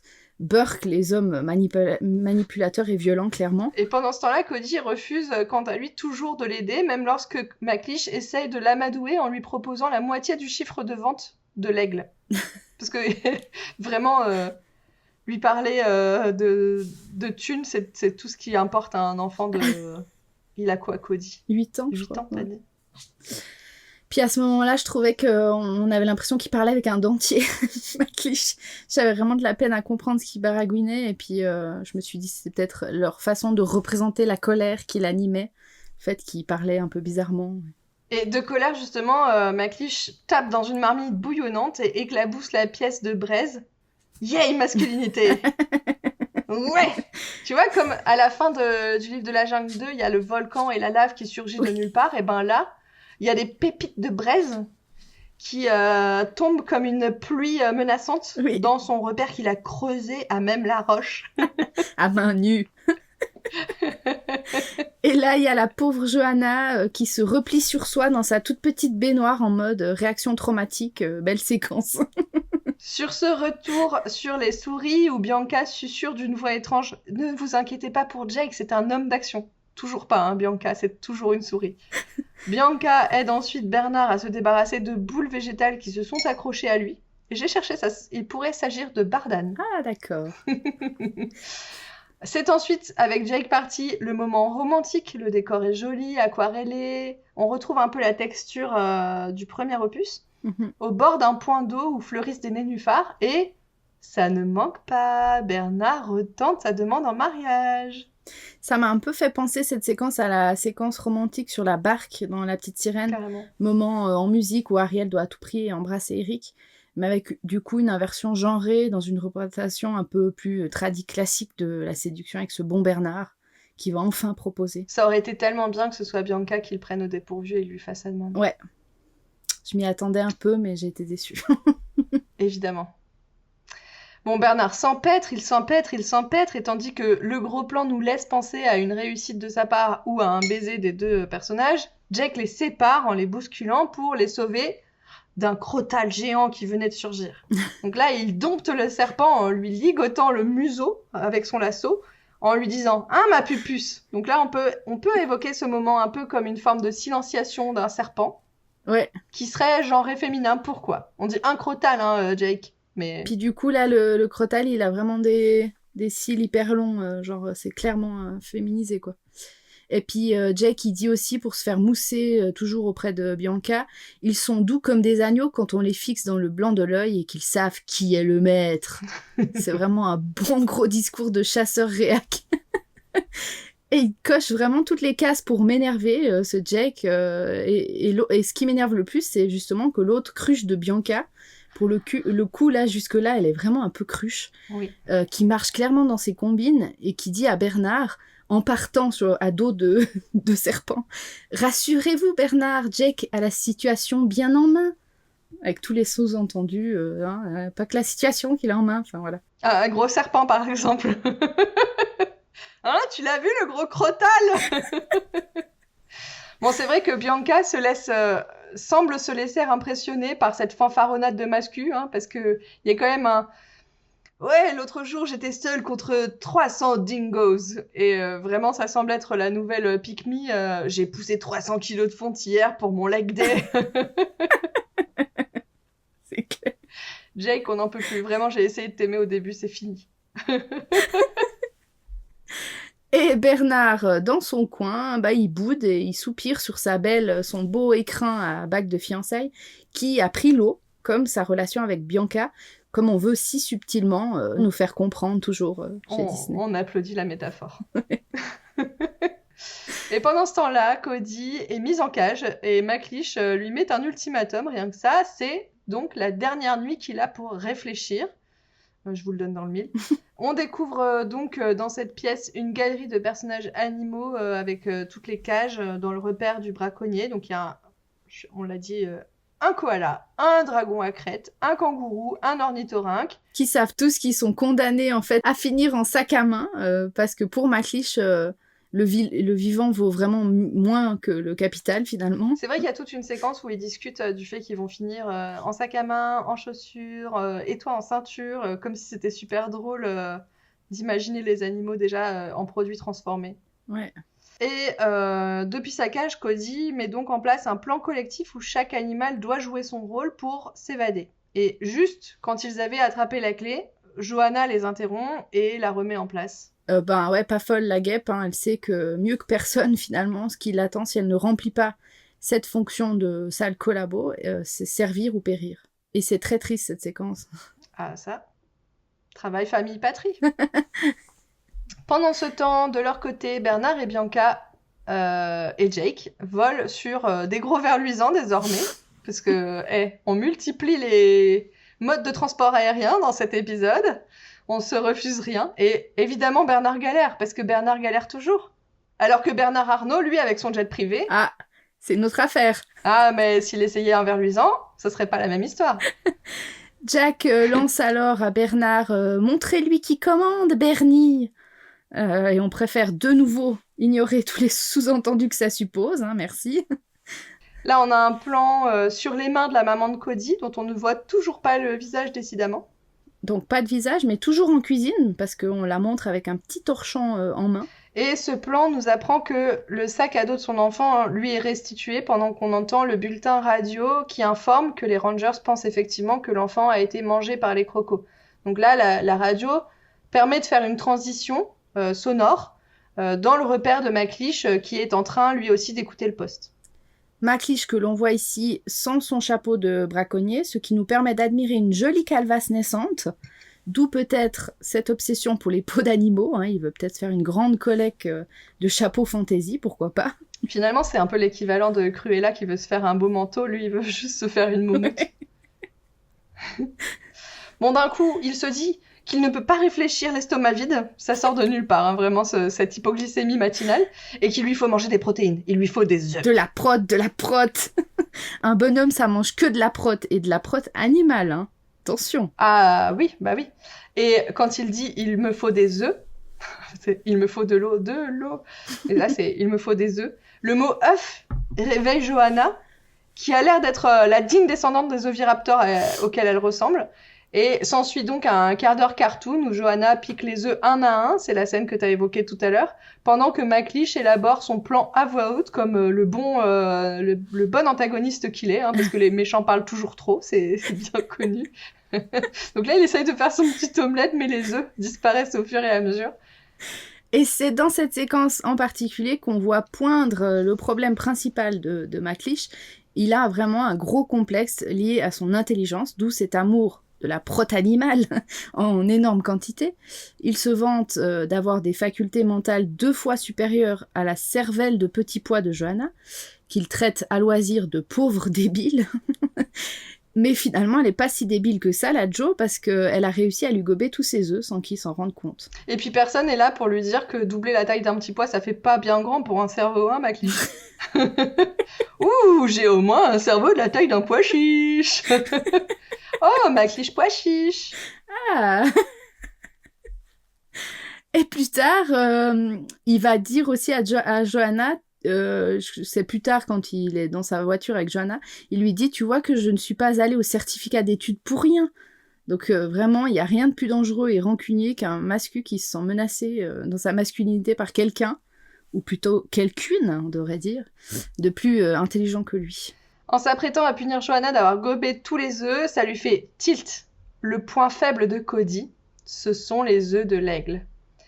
Meanwhile, Franck le dragon à crête, qui est vraiment plein de tocs et de névrose, a réussi à crocheter la serrure de sa cage avec sa queue, mais ce faisant fait beaucoup trop de bruit dans sa tentative de prendre les clés pour ouvrir les autres cages. Et bon, il y a encore un quart d'heure cartoon de poursuite entre Franck le dragon à crête et Johanna, qui se termine par Johanna qui est propulsée par la détonation de fusil qu'elle tire par mégarde, et qui attire McLeish quand Cody avait justement réussi à se libérer. C'est tellement toujours la même chose, ces quarts d'heure cartoon, à force d'en voir partout, dans tous les Disney. C'est vraiment des séquences de pur comique visuel, souvent sans queue ni tête d'ailleurs, pour clairement faire rire les gosses. Mais ça fonctionne, faute avouée à moitié pardonnée. Ils ont quand même perfectionné le truc à force d'en foutre à toutes les sauces sur le tapis. Là, c'est une petite rêve pour les experts de Kaamelott. Même si c'est toujours bien trop long et bien trop répétitif, à mon goût. Il y a à nouveau une petite blague, tandis que les 3 souris, donc Bernard, Bianca et Jake, parvenus devant l'immense porte du repère de McLeish, commencent à creuser sous la porte pour entrer. Jake dit en riant « On peut tenter de dire Sésame, ouvre-toi !» Et là, la porte s'ouvre, donc Jake serait plus malin. La porte s'ouvre pour laisser passer McLeish qui fait semblant de relâcher Cody en lui disant que l'aigle a été abattu et qu'il n'a donc plus besoin de lui pour trouver son repère. Et on sait bien, et Jake aussi, que c'est un piège. Cody va s'inquiéter pour les œufs et en y allant, va conduire le braconnier directement au nid.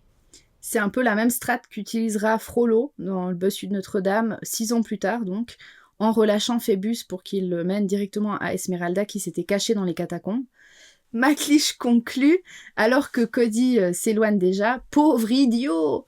Inséré ici, rire-diabolique.mp3. Il y a un bon... .mp3. Il y a un bon parallèle à faire entre McLeish et Frollo. Oui. Ils ont le même nez, la même calvasse, et tous les deux des agresseurs kidnappeurs d'enfants, finalement. Bernard et Bianca sont ensuite aspirés dans les chenilles du monster truck terrible de McLeish, et là, tadam, l'ingéniosité de Bernard qui leur permet de ne pas être crunch par-dessous. Donc Bernard comprend qu'il faut se caler entre les crampons, ce qui leur fait une petite cachette pour ne pas être écrabouillé par la chenille. Il gère en fait le nanar, hein. Prends ça dans la mouille, Jack. Bon, c'est quand même Jake qui les remonte à la corde avec ses gros muscles de petite souris. Et donc tous les 3 sont à bord vers Cody et vers l'aigle. Pendant ce temps-là, ailleurs dans les airs, Wilbur en vol demande à des flamants roses ou des cigognes roses, j'ai pas compris. En tout cas, elles sont codéfies puisque elles ont des longs cils et du maquillage, c'est bien connu. Et Wilbur leur demande si elles ont vu des petites souris et il pose cette question avec moult flatterie. et aucune de ces oiselles ne répond et toutes se barrent. Donc je crois comprendre que la blague, ça serait ça ressemblerait à une mauvaise pick-up d'un mauvais dragueur. J'ai pas compris pourquoi c'était censé être drôle. Je vois qu'on nous dit que c'est censé être drôle, j'ai pas compris pourquoi c'était censé être drôle. Explique-moi. Puis en plus, il conclut en disant « Ben quoi, j'ai fait une gaffe !» Donc il est vraiment autant à côté de la plaque qu'un pick-up artiste à qui tu veux expliquer que ce qu'il fait, en fait, c'est du harcèlement de rue. Ouais. Il y a vraiment cette idée-là. Bon, passons à Cody qui arrive enfin au nid, tout dépité, et tout dans le plan semble lugubre, comme si l'aigle était vraiment morte. Et ça rend compte, le plan rend vraiment compte de la tristesse du petit garçon d'avoir perdu son ami. Cody fait un câlin aux œufs qu'il recouvre de brindilles pour qu'ils soient encore un petit peu au chaud et rajoute par-dessus la plume dorée de leur mère qu'il croit disparue.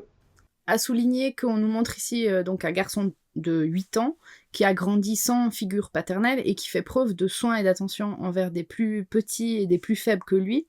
D'accord, c'est des œufs, mais on comprend bien le message. Hein. Le care, c'est pas que pour les filles. Et c'est tellement rare en fait qu'on prend assez plaisir à voir ce genre de représentation. Et c'est là, tandis qu'il est en train de s'occuper des œufs, que les 3 souris le retrouvent. Maraouté arrive aussi. Et là, Cody ne capte plus rien, il comprend pas pourquoi l'aigle arrive, alors qu'il pensait qu'elle était morte. Et du coup, comme il est tout à son incompréhension, il écoute pas Bianca qui essaye de lui expliquer le danger et qu'il est bien tombé dans le piège du grand méchant. Tout soudain, il voit le gros engin à McLeish, soit un espèce de missile qui surmonte son gros pick-up de bonhomme. Mais là, il est trop tard, il a jeté un filet et capturé Mama Eagle. McLeish explose alors de joie et il s'écrie « Le meilleur coup de la saison !» Vraiment, aucune pitié à ce moment-là pour ce personnage. Non. C'est tellement une énorme merde sans respect pour la nature que ça devient une performance sportive pour lui de capturer une espèce protégée. C'est lui le champion, hein, il l'a dit. C'est mon champion. Qu'il prendrait un jet privé à ce moment-là pour Biarritz pour aller donner un discours sur l'écologie, que ça m'en surprendrait pas du tout. Cody se jette dans le vide et se suspend à la toile qui enferme Maraouté pour essayer de la sauver. Et Jake jette son lasso et lui et Bianca remontent jusqu'au garçon. Donc là, il y a aussi une course-poursuite à travers les airs pour arriver sur le filet où est capturé l'aigle. Mais les 4 amis finissent, du coup, c'était inévitable, enfermés dans la cage solide du Monster Truck. McLeish propose à Johanna de dévorer les 3 œufs pour s'assurer en fait que la prise de l'aigle soit bien la plus rare du monde. En éliminant la progéniture de l'aigle, il n'y aura plus que cet aigle-là. Mais Johanna a peur du vide et n'ose pas descendre. Donc qu'à cela ne tienne, son maître lui donne un coup de pied pour qu'elle aille jusqu'au nid, puisque finalement, pratique, hein si la personne ne veut pas y aller, fais-la y aller. Non mais SOS violence domestique quoi. Moi à ce moment-là je me disais sauvez-la de ce tyran au moins à la fin du film, qu'on soit un petit peu content pour elle s'il vous plaît. Bah, c'est peut-être le moment du coup de parler un peu plus du personnage de Johanna. Parce que pour une fois il s'agit d'un perso au prénom féminin mais qui n'est pas trop codé avec des caractéristiques féminines, j'ai trouvé. Elle a pas de long cils par exemple, contrairement aux autres aux cigognes flamants roses précédemment mentionnées. Mais je me suis demandé du coup, est-ce que la soumission à McLeish dont elle fait preuve et la gloutonnerie qui la caractérise sont problématiques si on les considère dans une perspective de genre. Et j'ai l'impression que si ça avait été un personnage codé masculin, il n'y aurait pas eu trop de différence, mais peut-être que je me trompe. Et du coup, je me suis dit aussi que le fait que cette gloutonnerie soit intimement liée au gobage d'œufs, ça serait peut-être comme s'y prendre à la maternité des autres mères, et que là, il y avait quelque chose de plus monstrueux dans la caractérisation d'un personnage féminin. Il y aurait quelque chose de presque médéen dans cette voracité démesurée du personnage de Johanna. Et c'est d'ailleurs ce qui l'a conduit à sa perte, parce que en voulant gober les œufs d'aigle, elle se casse les dents et elle manque de s'étouffer, parce qu'ils ont entre-temps été substitués, sans qu'on soit vraiment au courant, même en tant que spectateur, par des roches rondes, par Bernard, qui a bien pris soin de cacher les précieux œufs. D'où là une inversion des rôles traditionnels. Bianca est partie à l'aventure puisqu'elle a sauté avec Jake sur le filet en l'air. pour sauver l'aigle et le garçon, tandis que Bernard se trouve à incarner littéralement le rôle de Papa Poule. Et c'est encore renforcé quand Wilbur arrive et s'exclame en cherchant les rongeurs « Montrez-vous mes petites poulettes !» Là, j'ai toujours pas compris non plus pourquoi il les appelait Pupus, Fifi et Poulette, mais fun. Bon, ensuite, Bernard demande, lui, à Wilbur de prêter son popotin pour couver les orphelins. Pas mal. Petite... Signe que, bien qu'il semble maladroit depuis le début, Bernard sait donc prendre les bonnes décisions quand ça compte. Ouais. Et en fait, Bernard, depuis le début du film, il est codé plus du côté féminin. Il a tendance à s'effacer devant les autres personnages masculins, il prend jamais d'initiative, il a peur de tout, il est timide et réservé, il est peu aventurier, on l'a déjà dit. Et pour une fois, ce sont des qualités féminines, donc l'attention, le soin, la délicatesse, le souci pour les autres, la prudence, qui servent à faire avancer drastiquement le récit et qui servent la réussite des héros humains comme animaux. Wouhou! Wouhou! Et Jake, à ce moment-là, pense que Bianca maquille la réalité pour rassurer Cody quand elle leur dit à tous deux que Bernard va les tirer d'affaire. Donc là, il y a encore une opposition dans le dialogue. Bernard in absentia, mais quand même, une opposition de Jake et de Bernard, les deux prétendants, parce qu'il faut opposer les deux bonhommes. Mais Bianca, à ce moment-là, loue sincèrement la persévérance de Bernard. Ouais. Et Bernard trouve, on ne sait pas pourquoi, un phacochère. Non mais le phacochère, il est pas dans le nid, il est remonté du coup. Il est remonté sur la crête de la falaise. Il trouve un phacochère et il applique point par point la technique de Jake pour soumettre le phacochère et s'en servir comme destrier. Comme quoi, les techniques de soumission transmiques de bonhomme à bonhomme, ça marche. Ah, quel enfer. C'est comme ça qu'on élève un agresseur. Alors oui, il faut bien ramener le bon Bernard vers une certaine forme de virilité bien masculine à la fin du film, en mode domination par la force de persuasion et la brutalité, histoire de rétablir un peu la balance, quoi. Sinon, tout le fout le camp, ma bonne dame. Ah, mais moi, j'ai toujours dit qu'un homme, ça reste un homme, et une femme, ça reste une femme, hein, je l'ai toujours dit. La bonne Karen. Bon, McLeish, toujours plus loin, toujours plus fort, veut lâcher Cody tout ligoté dans le fleuve au croco pour vraiment mettre en application ce qu'il a voulu faire croire aux Rangers et à la maman de Cody. Donc vraiment sadique, il le plonge dans le fleuve, il le relève, il le replonge, vraiment le mafioso russe par excellence, comme on les caractérise dans les films de gangsters. Le tout sous le regard impuissant de l'aigle qui s'est attaché au petiot et qui lâche vraiment à ce moment-là un cri déchirant, mais aussi sous le regard de Bianca et de Jake, pour une fois impuissant, comme quoi ça arrive bien à tout le monde. Et d'un coup d'un seul, l'électricité est coupée et McLeish ne peut plus actionner sa grue. C'est le coup de la panne. Donc McLeish s'en prend à Johanna, comme à chaque fois qu'il est contrarié. En lui tenant la gueule, et c'est la même technique pour le crotal et le phacochère, la soumission, quoi, ça marche aussi sur les varans.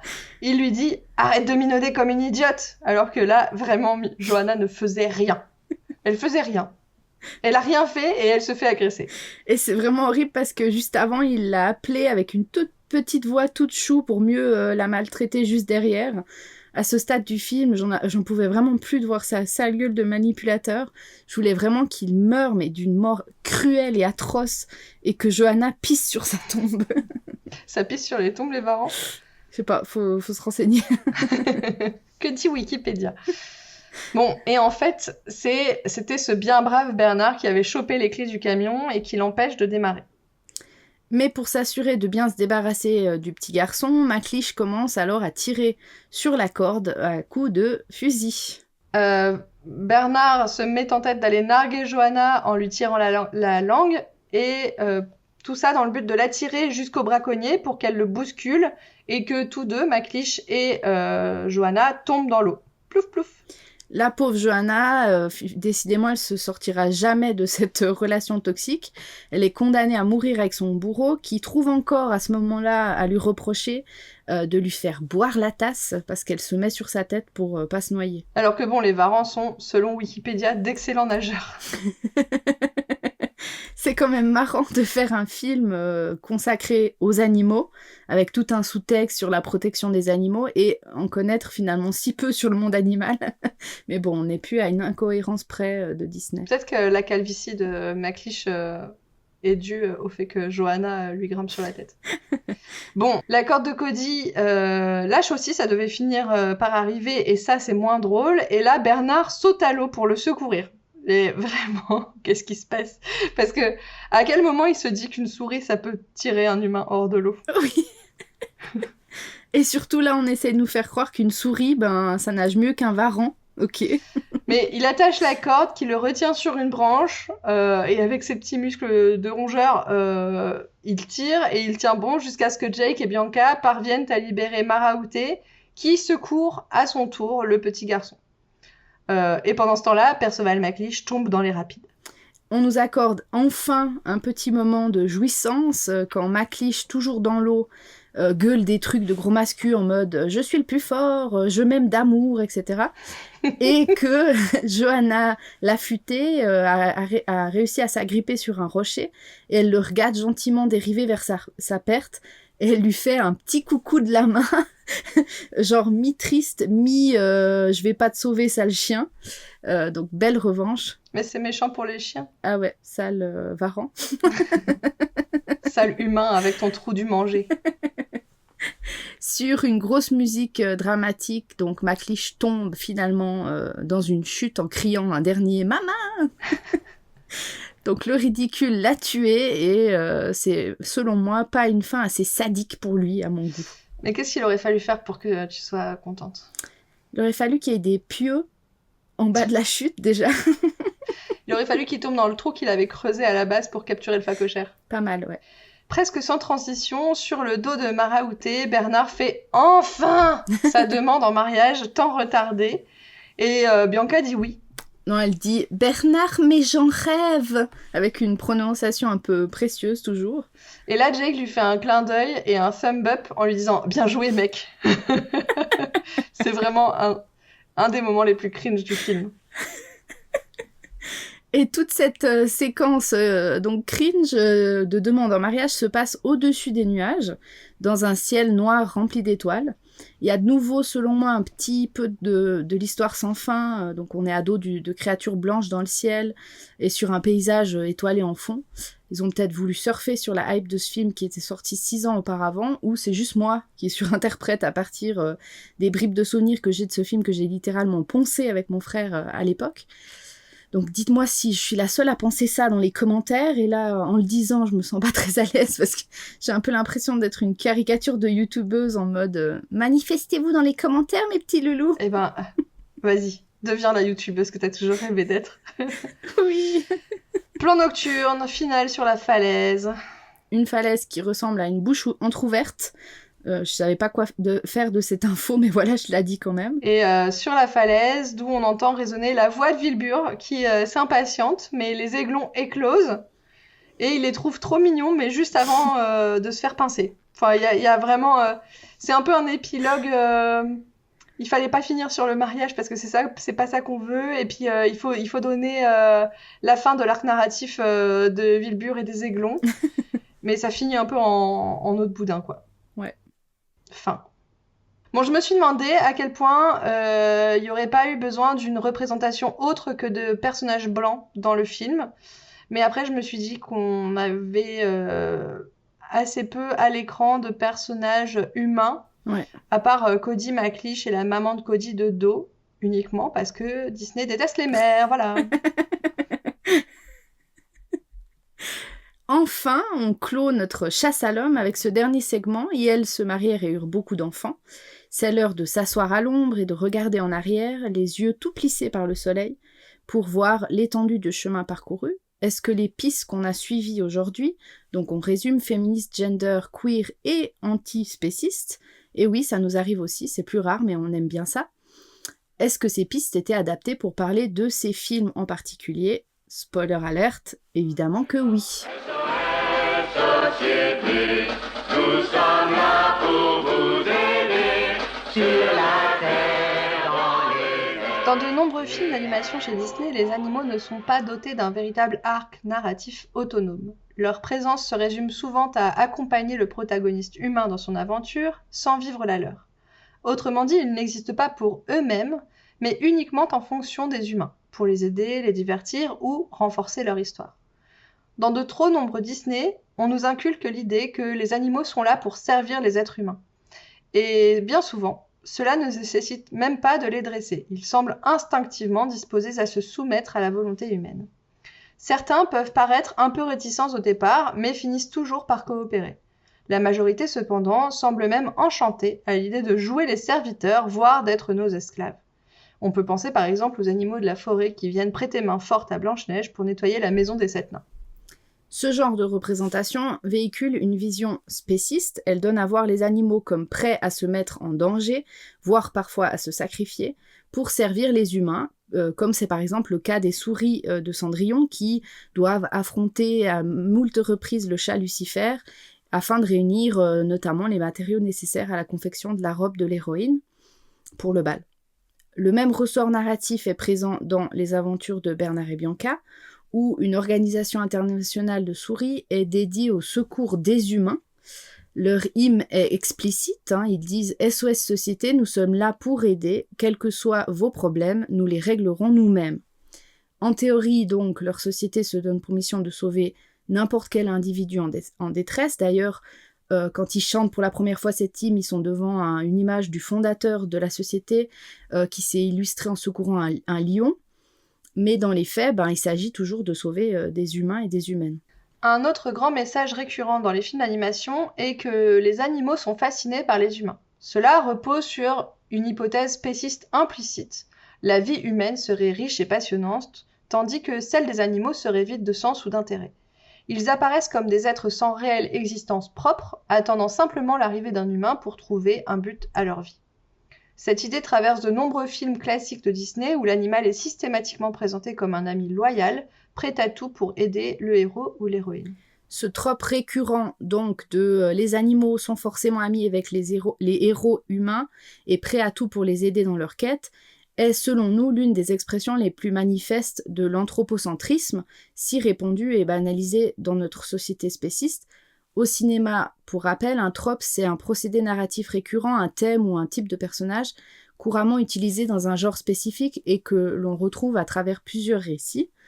Les tropes, c'est des schémas reconnaissables qui aident les réalisateurs à transmettre rapidement des idées et à instaurer une certaine familiarité avec le public, mais qui peuvent parfois devenir des clichés s'ils sont trop utilisés à répétition. Et comme l'indique l'étymologie du mot anthropocentrisme, cette conception considère l'humain comme le centre de l'univers, ce à quoi tout se ramène et autour duquel tout gravite. L'exemple le plus frappant de ça, c'est Cendrillon, qui se réveille avec ses amis de la forêt, donc des oiseaux et des souris notamment, et qui l'aide à se préparer, ou La Belle au bois dormant, dans la scène où Aurore raconte son rêve d'amour et de prince charmant à ses amis les petits animaux de la forêt. Dans les deux films qui nous occupent ici, les animaux de la brousse australienne sont autant fascinés par Cody que l'étaient tous les animaux du Bayou du Diable pour la petite Penny et son sort malheureux. C'est l'aigle royal, l'animal peut-être le plus sauvage et distant de l'homme que l'on puisse imaginer. D'ailleurs, l'aigle est souvent associé à cette idée de liberté animale, qui, parce que reconnaissante de l'aide que lui a apportée Cody, elle l'amène dans son nid et lui présente sa progéniture. Et c'est peut-être pour ça aussi que c'est le seul personnage qui ne parle pas un langage humain. Ce procédé narratif vise aussi à naturaliser des comportements ou désirs qui sont en réalité sociaux et inculqués aux femmes dès leur enfance, comme le soin, la tendresse, la douceur, l'abnégation, etc. Donc tout ce qu'on regroupe sous le terme de care, donc C-A-R-E. On l'avait déjà relevé pour la sage et prudente Bagheera dans l'épisode précédent. L'aigle, qui incarne ici une figure maternelle, douce et protectrice, reflète ainsi des valeurs traditionnellement inculquées aux petites filles dès leur plus jeune âge. On comprend dès lors pourquoi les animaux sont traditionnellement mis en avant dans les scènes où l'héroïne fait le ménage et ou la cuisine, comme Blanche-Neige ou Réponse, ou partage ses rêves d'amour hétérosexuel, à l'instar de Blanche-Neige, Cendrillon, La Belle au bois dormant ou encore Pocahontas. Dans les aventures de Bernard et Bianca et sa suite, cette logique est poussée à l'extrême. Les animaux ne se contentent plus d'être des aides et des soutiens, ils adoptent même des comportements et des attitudes typiquement humains et humaines. Ils font des réunions, ils ont des missions, ils se retrouvent en association, ils prennent l'avion, ils se demandent en mariage, etc. Tout dans leur vie imite celle des humains. Mais là encore, cette humanisation ne rime pas avec une reconnaissance d'une potentielle égalité entre les espèces. Seuls quelques individus se distinguent de la masse des autres animaux, précisément parce qu'ils ont quelque chose de spécifiquement humain qui les rendrait supérieurs à leur espèce. Ce genre de scénario reste donc tout aussi spéciste, puisqu'il n'est jamais question de considérer tous les animaux comme des égaux des humains, mais seulement quelques êtres exceptionnels. On pourrait appeler ça l'effet Rémi. En effet, dès le début de Ratatouille, Rémi est en effet présenté comme supérieur à ses congénères grâce à son odorat exceptionnel, capacité qui le pousse à vouloir cuisiner comme un humain. Autrement dit, l'autonomie d'un animal n'est valorisée que si elle passe par l'adoption des comportements humains. Enfin, un autre message implicite véhiculé par ces deux films au sujet des animaux est que faire preuve de violence envers eux est normal, voire rigolo. Bien qu'ils ne soient pas les seuls à subir des maltraitances, #justice pour Penny, ils semblent être les seuls individus à être systématiquement malmenés en tant que groupe, donc en tant qu'animaux. Ils sont traités comme des êtres inférieurs qu'on peut frapper et humilier sans conséquences morales.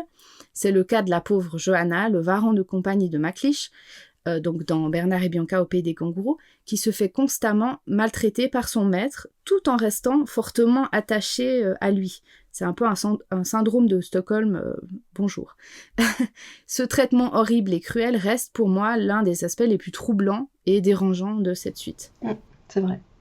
Pauvre Johanna. Ouais, vraiment. SOS Société, nous sommes là pour vous aider. Quels que soient vos problèmes, nous les réglerons nous-mêmes. Merci d'avoir écouté ce 7e épisode d'Il était une suite consacré aux aventures de Bernard et Bianca et à sa suite Bernard et Bianca au pays des kangourous. Si cet épisode vous a fait vibrer au son des didgeridoo, n'hésitez pas à en parler autour de vous, à le partager, à le commenter et à nous laisser un petit message. Vous pouvez aussi venir nous retrouver sur le compte Instagram du podcast @ilétait-une-suite avec des points entre chaque mot _podcast. En plus d'y répondre à vos petits mots, on l'alimentera le temps de la pause estivale en vue de la prochaine saison. Merci de nous avoir suivis dans l'aventure de cette première saison. Hydratez-vous. À bientôt. Ciao. Ciao!